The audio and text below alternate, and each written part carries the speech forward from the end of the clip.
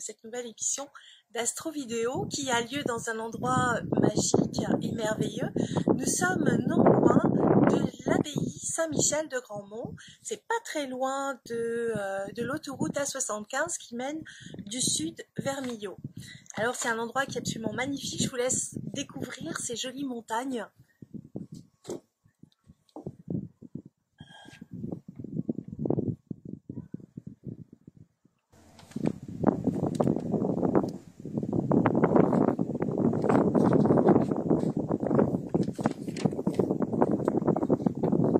Au soleil couchant, mais ça ne va pas m'empêcher de vous donner les aspects marquants de ce 19 août 2015.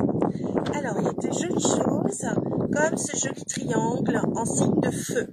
Alors, il est marqué sur une des pointes par Uranus qui se trouve dans le signe du Bélier, qui est en bon aspect avec la part de fortune, c'est-à-dire le sentiment de joie qui est dans le signe du Sagittaire. Donc, il va donner une impulsion de joie, une originalité, un soupçon d'humour, enfin de gaieté, voilà, ça c'est très bon. Et à une autre des pointes, vous avez d'une part Vénus qui est rétrograde dans le signe du Lion, et d'autre part vous avez le Soleil qui lui aussi dans le signe du Lion. Donc ça veut dire qu'il va y avoir des jolis moments où les gens vont pouvoir aussi beaucoup échanger sur les réseaux sociaux, les amitiés se retrouvent, les gens pour certains sont revenus sur la France, peuvent communiquer beaucoup plus facilement, donc on arrive sur un moment un petit peu plus joyeux. Ça c'est le côté positif. Mars est toujours dans le signe du Lion et donc est en bon aspect avec le Sud qui se trouve dans le signe du Bélier. Et donc là, on va se dire qu'il va y avoir une action qui va être constructrice. Mars étant le maître du Bélier dans le signe du Lion, en bon aspect avec Uranus qui est dans le signe du Bélier. Donc on va dire qu'il y a une réflexion qui va être un peu visionnaire. Uranus est quand même le maître du Verseau, celui qui voit sur le long terme. Donc ça va être une intuition. Désolée pour m'envoyer un petit peu de bruit, je n'ai pas encore le micro. Donc ça va être une réflexion qui passe par un côté un peu visionnaire. Mars, c'est quand même aussi la tête, donc on va avoir une réflexion mentale. Ça veut dire qu'on va avoir suivant son instinct et sa petite voix, et bien on va être sur le bon chemin. Ça va être aussi le sens du beau. Hein, on est dans le signe du Lion. Ça veut dire aussi que toutes les nouvelles technologies vont nous apporter un plus grand confort, un plus grand bien-être. En tout cas, on a des événements très positifs qui vont concerner donc les béliers, les lions, les sagittaires, mais sont forcément bénéficiaires de tout ça. Eh bien, on a les gémeaux et on a les verseaux. Donc ça, c'est le premier point. Maintenant, nous avons une très très grande concentration de planètes, concentration, on va dire concentration de points fictifs que sont les lunes noires, le chemin de vie. Donc ça, c'est sur la fin de la Vierge, le début de la Balance. Vous savez, quand on plie un thème en deux et qu'on fait par exemple Bélier, à partir du Bélier, hein, vous avez Bélier Poisson, après vous avez Taureau Verseau, vous avez Gémeaux Capricorne, Cancer Sagittaire, vous avez le Lion avec le Scorpion et vous avez la Vierge avec la Balance. Donc c'est intéressant de voir que Vierge Balance en ce moment sont vraiment en répondance, en résonance et en réponse.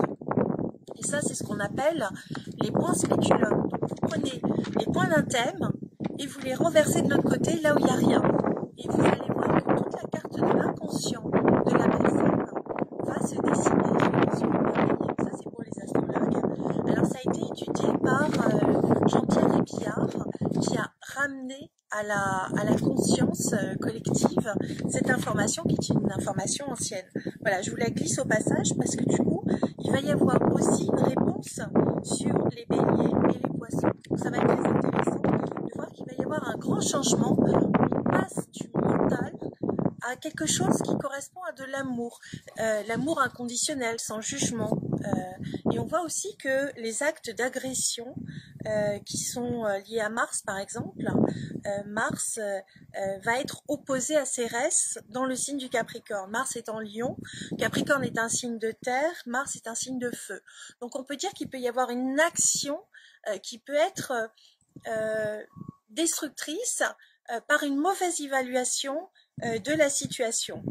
Parce que Cérès est un signe qui est aussi un signe mental, mais il est aussi dans un signe de construction.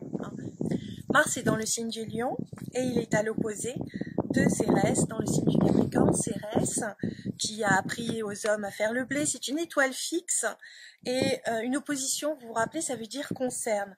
Donc quelque chose qui est en signe de feu, à l'opposé de quelque chose qui est en signe de terre, le feu et la terre étouffe la terre. La terre étouffe le feu. Donc il peut y avoir, j'allais dire, une action un peu agressive, mais décalée à cause d'un mauvais jugement, ce qui peut entraîner des conséquences matérielles qui sont peut-être pas très heureuses. Donc ça peut concerner les lions, ça peut concerner les capricornes, donc ça peut toucher aussi les béliers, puisque Mars est le maître du bélier. Autre point très important, c'est que Cérès fait du coup un carré à Uranus, qui est dans le signe du bélier. C'est encore un carré qui est large, mais il va aller se resserrer progressivement. Donc attention aux erreurs d'évaluation, attention au retournement de situation qui risque d'être défavorable. Si vous évaluez mal une attaque, ça peut se retourner contre vous. Ne soyez pas décrédibilisé en vous lançant dans une action qui serait mal évaluée. N'oubliez pas que Neptune est rétrograde. Donc ça, c'est Neptune, ça peut être la planète de l'inspiration, mais ça peut être aussi la planète du flou. Quand c'est pas en très bon aspect, ça va faire un peu comme le brouillard de Londres et ça va être une sacrée purée de poids. Et d'ailleurs, Vénus est à l'opposé de Jupiter. Jupiter, c'est quand même le signe de la loi et la loi est arrivée, je vous le rappelle, dans le signe de la Vierge. Donc attention pour les vierges, de rester bien dans les clous au niveau de la loi. Attention aux personnes aussi qui ont pu mal vous évaluer parce que Neptune était flou. Donc il y avait une mauvaise perception, une mauvaise inspiration.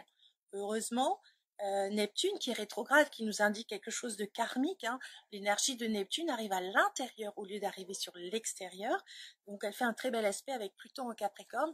Gageons qu'avec un petit peu d'intelligence, et de profondeur et de maturité, en tout cas, on peut arriver en évaluant profondément la situation, rectifier le tir et arriver sur quelque chose qui correspondrait plus à de l'amour. Donc, en fait, tout ce que veut nous dire cette journée du 19 août, c'est ne soyez pas dans le jugement, ne soyez pas dans l'action agressive, essayez de penser plus loin que le bout de votre nez, mais surtout avec le cœur.